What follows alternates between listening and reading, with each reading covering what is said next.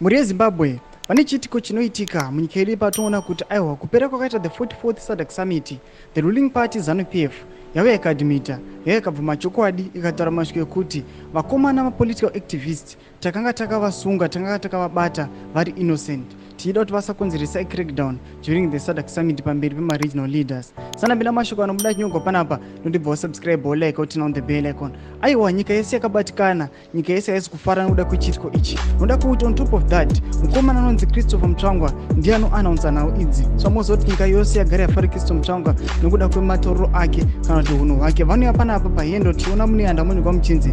ZANU-PF spokesperson Christopher Mutangwa has admitted that dozens of opposition activists were arrested ahead of the 44th Southern African Development Community SADC Summit in order to prevent potential demonstrations against President Mnangagwa's regime.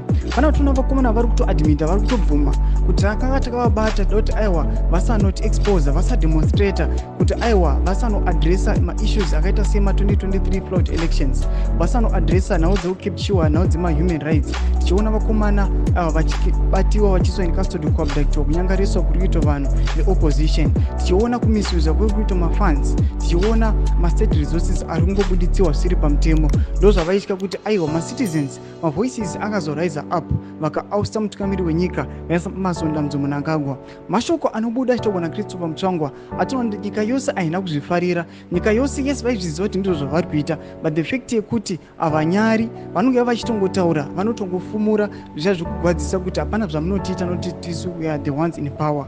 Chimotudzai mafungiro enyu munokudiva pamusoro pechitiko ichi. Ndinako mese section medu, musaona subscribe or like, chinotina on the bell icon.